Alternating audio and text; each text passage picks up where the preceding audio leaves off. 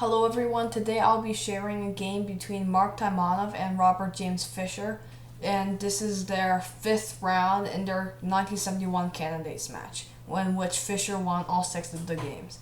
However, let's take a look at this game, and I hope that you'll enjoy it, and I hope that you'll learn something.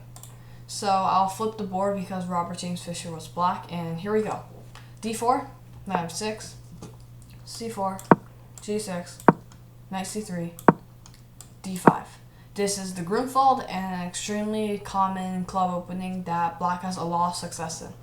Bishop g5, knight e4, bishop h4, knight takes c3, b takes c3, d takes c4. So Fischer takes the gambit pawn, and now Fischer hangs onto it with bishop e6, rook b1, b6, bishop b2, bishop h6. Now this is Fischer's first mistake because the bishop should never go to h6. It's best to play bishop g7 here, and black's completely fine.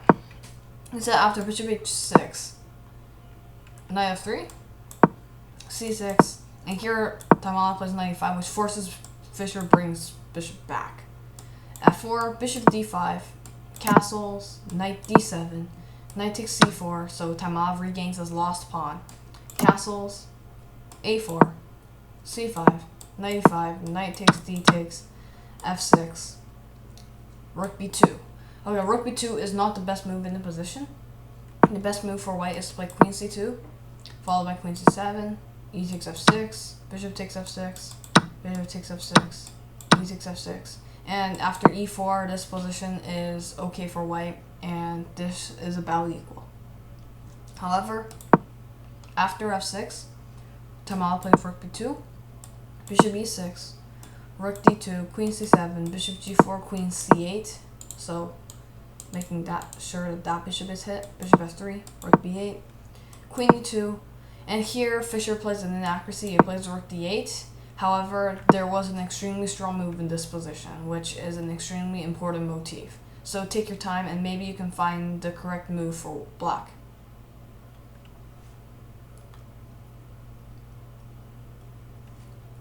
Okay, if you found the answer, congratulations. The correct move in this position is queen e8.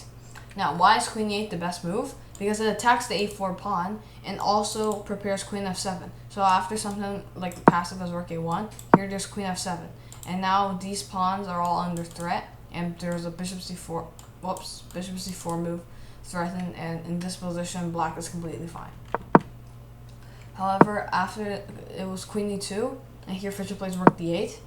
And after this, rook fd1, and now rook takes d2, queen takes d2, queen e8, e takes f6, d takes f6, queen d6. So after queen a4, there's queen e6 here.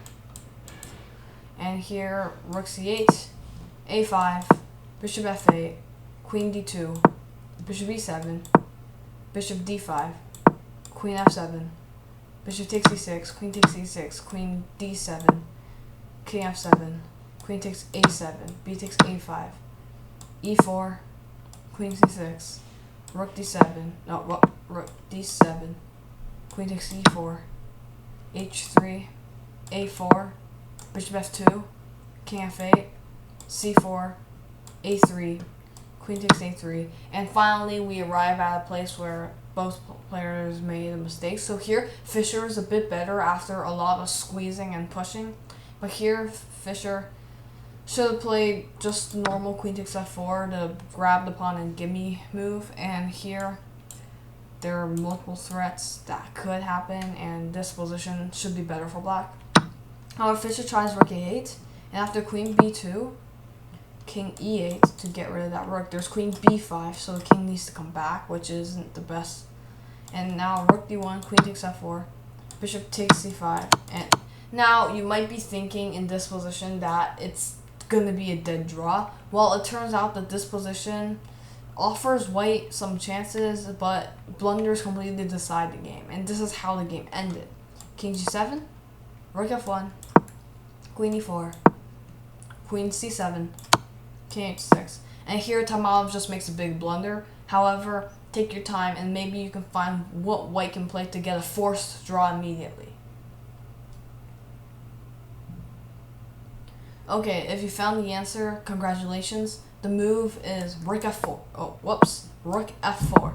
And the whole point of this move is to attack the queen and threaten nasty rook h4 threat. So here, after something like queen e1, king h2, here queen e5 is the best move, where at least do force draw.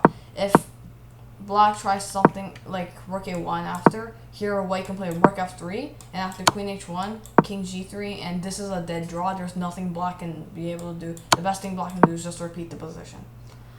And so rook f4 is a forced draw because there's no other moves that black can play. Instead, Taimanov plays a huge blunder. He plays rook takes f6. And after queen e4, it looks like white can play rook f2 and hold, but now there's rook takes, rook a7, rook a1 check, and after king h2, queen takes f2. And now this position is dead lost. White just lost the rook because he blundered. So the reason why Mark Taimanov blundered was because of time trouble, but this position is already extremely hard to play. So after rook a1 in this position, Taimanov had to resign. So what can we take away from this position? Well, all the way to the start of the game, so just going to scroll back there. Here, Fischer played the dubious move bishop h6, which, as you can later see, made sure that Fischer had to play bishop g7 later. And the first motif we should take away is never play irrational moves when they don't make any sense. Bishop h6 does not make any sense. It's just attacking a dead pawn. And after knight f6, knight e5, the bishop had to come back. So that's the first motif you can take away. Second motif is here. So f6. So white has double pawn, but black still plays f6 because space is an important factor in every single game. Without space, your position will be cramped. And this is why Mark Taimanov is better in this position. Next motif, the positional double attack. So instead of rook d8 here, queen e8 would have been a better move, attacking a4 and threatening the positional move queen f7, which allows bishop c4 to come. All of this is extremely connected, and this is why queen e8 is the best move here. And here Fischer plays queen e8, but now white's slightly better because of this queen d6 move. And as you can see now why space is so important, because now Taimanov controls the whole board.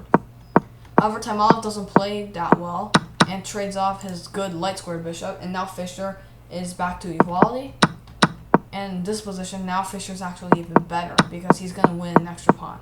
And here, Fischer should just took f4. And another motif is, no matter what type of game, if you can get up material and you can hold on to it without experiencing considerable worseness, then just take the pawn and no problem.